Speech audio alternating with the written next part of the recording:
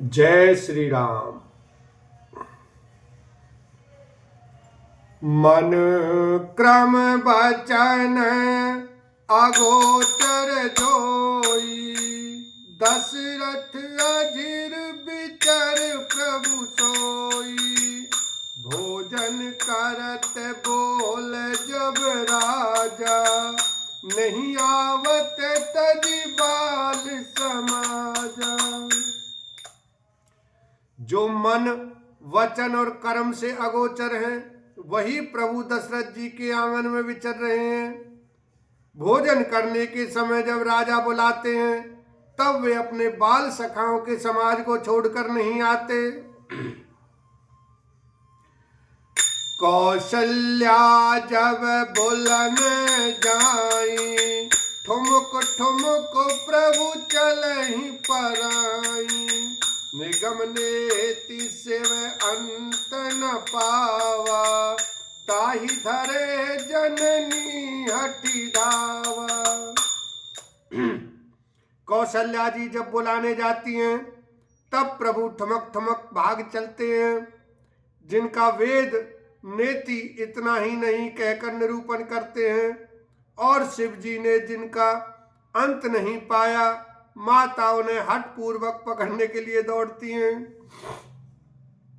दूसर धूरी भरे तनु आए, भूपति बिहसी गोद बैठाए। वे शरीर में धूल लपेटे हुए आए और राजा ने हंसकर उन्हें गोद में बैठा लिया। भोजन करते चपाल चित, इत उत अवसर पाई। बाज चले किलकत मुखो, ददियो धन लपटाए। लखन सिया राम जय जय राम। भोजन करते हैं पर चित्त के चंचल हैं। अवसर पाकर मुंह में दही भात लपटाए, किलकारी मारते हुए इधर उधर भाग चले। बाल चरित अति सरल सुहाए, सारद शेष शंभु श्रुति गाए। जिनकर मन इन सन नहीं राता, तेजन वंचित किए विधाता। श्री रामचंद्र जी की बहुत ही सरल, भोली और सुंदर मन भावनी बाल लीलाओं का सरस्वती, शेष जी, शिव जी और वेदों ने गान किया है।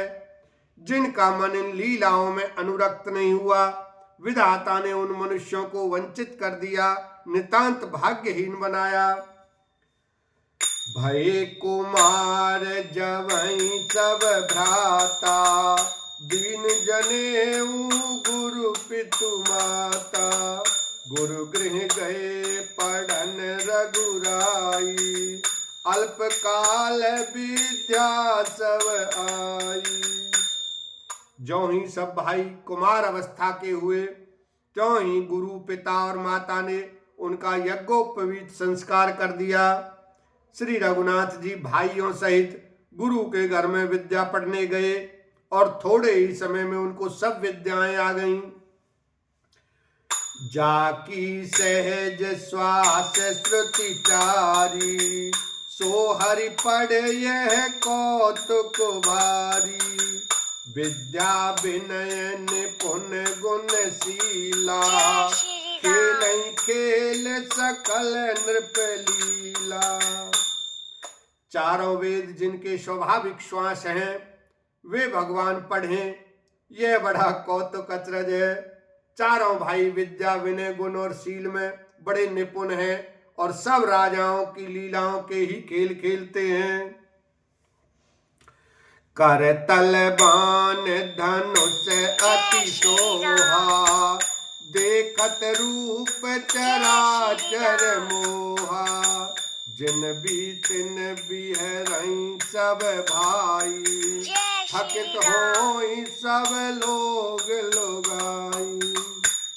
हाथों में बाण और धनुष बहुत ही शोभा देते हैं। रूप देखते ही चराचर जड़ चेतन मोहित हो जाते हैं। वे सब भाई जिन गलियों में खेलते हुए निकलते हैं, उन गलियों के सभी स्त्री पुरुष उनको देखकर स्नेह से शिथिल हो जाते हैं अथवा ठिठक कर रह जाते हैं। कौशलपुर वासी नर नारी वृद्ध अरु बाल, प्राणऊ ते प्रिय लागत सब कहूँ राम कृपाल। लखन सिया राम जय जय राम।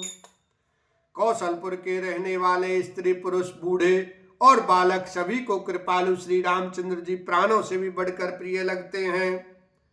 बंधु सखा संग लेहि बुलाई, वन मृगया नित्य खेलहि जाई। पावन मृग मारहि जिय जानी, दिन प्रति नृपहि देखावहि आनी। श्री रामचंद्र जी भाइयों और इष्ट मित्रों को बुलाकर साथ ले लेते हैं और नित्य वन में जाकर शिकार खेलते हैं। मन में पवित्र समझकर मृगों को मारते हैं और प्रतिदिन लाकर राजा दशरथ जी को दिखलाते हैं। जे मृग राम बाण के मारे, ते तनु तजि सुरलोक सिधारे। अनुज सखा संग भोजन करहि, मातु पिता आज्ञा अनुसरहि। जो मृग श्री राम जी के बाण से मारे जाते हैं वे शरीर छोड़कर देवलोक को चले जाते थे। श्री रामचंद्र जी अपने छोटे भाइयों और सखाओं के साथ भोजन करते हैं और माता पिता की आज्ञा का पालन करते हैं। जेहि विधि सुखी होय पुर लोगा, करहि कृपा निधि सोई संजोगा। वेद पुराण सुनहि मन लाई, आप कहीं अनुजन समझाई। जिस प्रकार नगर के लोग सुखी हों, कृपा निधान श्री रामचंद्र जी वही संयोग लीला करते हैं।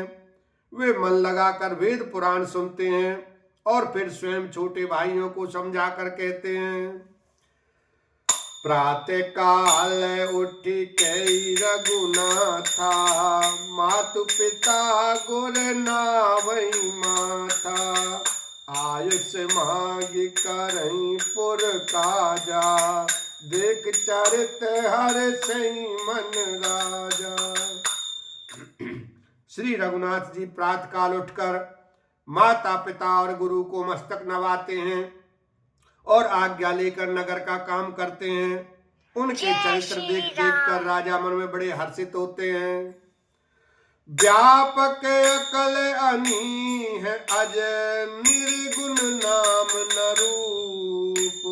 भगत हेतु नाना विधि, करत चरित्र अनूप। लखन सिया राम जय जय राम। जो व्यापक, अकल, निर्वैव, इच्छा रहित, अजन्मा और निर्गुण है तथा जिनका न नाम है न रूप, वही भगवान भक्तों के लिए नाना प्रकार के अनुपम अलौकिक चरित्र करते हैं। बोलो लखन सिया रामचंद्र की जय। उमापति महादेव की जय।